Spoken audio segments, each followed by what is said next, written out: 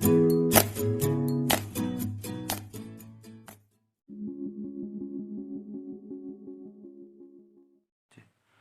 Alternative perception बड़ी अहम चीज़ है। ये खासकर उन टीचर के लिए बहुत अहम होगी मेरी बात, जो पढ़ाती हैं स्कूलों के अंदर और छोटे बच्चे जिनके होते हैं। तो आपने देखा होगा कि आप जब बच्चों को तंबीह करती हैं, जब बच्चों को आप रोकती हैं, तो कोई बच्चा काम कर रहा है, फ़र्ज़ करें कुछ भी काम कर रहा है, तो वो नेगेटिव कर रहा है। फ़र्ज़ करें उसके हाथ में एक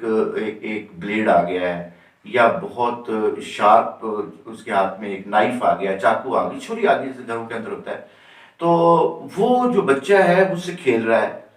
तो अच्छा, उसको नहीं पता कि ये लगेगी, इससे चोट लग सकती है, इससे ब्लीडिंग हो सकती है, उसको नहीं पता इस बात का।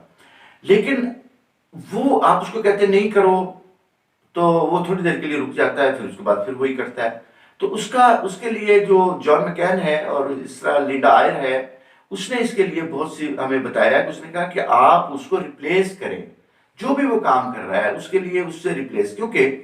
हमें अक्सर कहा गया है कि भैया आदतां कदे ना जान वारस भावें करते हो पोरियां पोरियां। इससे कहने का मकसद वारिस शाह रहमतुल्लाह अलैह का ये है कि अगर किसी शख्स को कोई आदत डेवलप हो गई है, तो आपने उसको, वो आदत उसकी खत्म नहीं हो सकती, क्योंकि जो आदत होती है, जो आपकी जो हैबिट्स होती हैं, वो कई जगह पे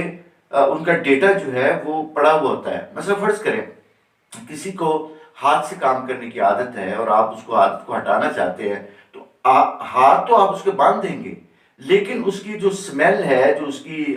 उसकी आई बॉल्स हैं, जो उसका हेयरिंग है, जो उसकी बॉडी के अंदर मुख्तलिफ जगह पे वो डेटा पड़ा हुआ है, आप उसको रिप्लेस नहीं कर सकते। इसी तरह अगर बच्चा जो है, छोटा बच्चा, अगर वो किसी भी तरह से किसी चीज की आदत उसको डेवलप हो गई है, तो आपने हर सूरत में उसको ऑल्टरनेट देना, कोई और काम देना है।